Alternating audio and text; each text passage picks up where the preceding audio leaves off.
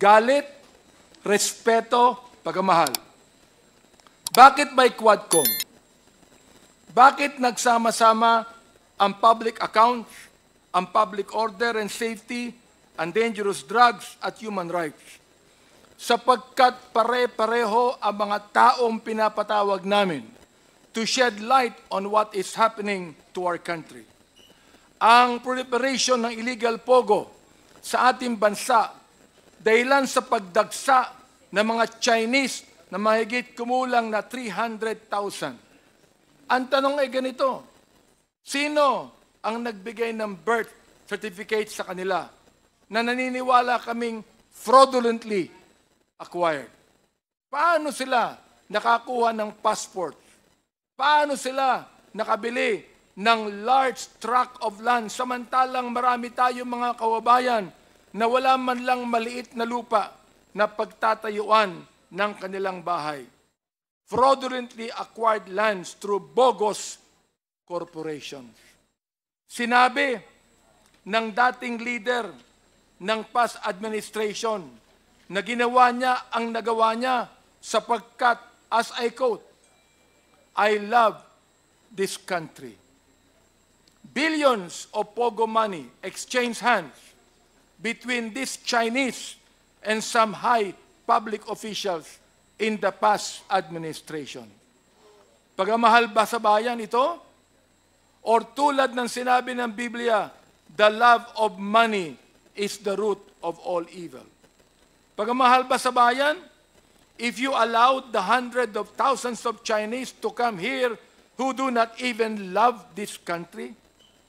Pagmamahal ba sa bayan na ilagay mo sa bingit ng alanganin ng ekonomiya ng bansa?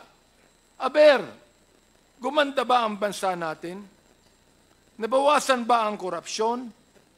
Ang PNP na dapat magbigay ng proteksyon sa ating mamamayan ay naging kanlungan ng mga drug syndicates. Bakit? Pera. Kinakampihan natin ng war on drugs. Kinakampihan natin yan. Pero bakit kinakailangan may mamatay o pinatay ng mga 30,000 na tao na ang karamihan niyan ay mistaken identity, na ang iba ay mga bata? Ang sabi ng isang senador na nakaupo, na dating PNP Director General, collateral damage. Collateral damage lang ba ang pagpatay? Yan ang gusto kong sagutin ng senador na yan. Collateral damage lang ba ang pagpatay kay Kian de los Santos? Collateral damage lang ba ang pagpatay sa isang 3 taong gulang sa Cebu? Collateral damage lang ba ang pagpatay sa isang 9 na taong gulang na bata doon sa Caloocan? Collateral damage? Ang pagpatay sa isang pinagtanungan lang kung nasaan si Pilo, hindi sa sinabi niya, hindi ko alam, pinatay yung pinagtanungan. Samantalang si Pilo ay buhay pa at naglalako ng drugs. Collateral damage ba ang pagpatay sa isang driver ng tricycle driver na nagsakay ng drug pusher? Pinatay yung drug pusher, pero pinatay din ang driver ng tricycle. Yung ba ay collateral damage? Pagmamahal ba sa bayan ito? Kapag ang tao pumapatay ng marami, at binabayaran ang mga pumapatay, pagmamahal ba sa bayan ito? Nais kong sabihin sa inyo, there is not one family that has the monopoly of love of this country. There are almost 120 million Filipinos, and most of these Filipinos love their country. Ayaw natin na mayroon lang isang pamilya na magsasabi na sila ang nagmamahal sa bansang ito. Galit tayo. Bakit may Quadcom? Galit tayo sa masama na tinutulak ang bansa sa kasamaan. Bakit may Quadcom? Galit tayo sa pogo o anumang sugal na lalong nagpapahirap sa ating bayan at nagpapayaman sa iilan. Galit tayo sa droga na pumapatay sa maraming ating kabataan. Galit tayo sa mga human rights violators.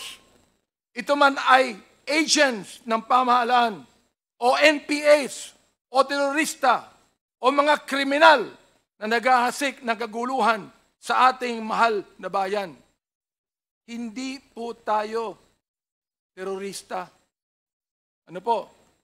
Hindi tayo terorista. Hindi tayo komunista. Hindi tayo diktatorya. Tayo ay demokrasya na nagmamahal sa isang malayang bansa.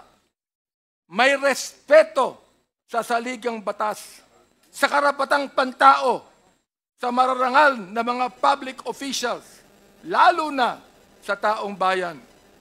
Ayaw natin ng proliferation of illegal gambling. Ayaw natin ng mga Chinese na gusto tayong sakupin. Ayaw natin ng ilang mga opisyal ng bayan na imbis na suportahan ang bayan ay nakikitulog sa higaan ng mga dayuhan. Ayaw natin ng illegal na droga. Ayaw natin ng patayan. Galit tayo dyan. Respetado natin ang batas at dahil dito, mahal natin ang ating bayang Pilipinas. Yan, mga kaibigan, ang Quadcom. Kaya ngayon, nandito muli tayo. Tuloy po ang ating trabaho because we realize the gravity of the task before us. As a result of our hearings, we have already proposed legislation that will address the issues we have unearthed as we dug into the house and wife of extrajudicial killings. Pero hindi pa po natatapos sa pag-propose ng batas. As mentioned by our co-chair, Representative Barbers, we will also recommend the prosecution of those behind these monstrous killings. It is my hope, my prayer, that these recommendations are followed through so that justice is served for the families of the victims of the EJ case. Maraming salamat po, Mr. Chairman, sa pagkakataong binigay sa akin. Thank you, Congressman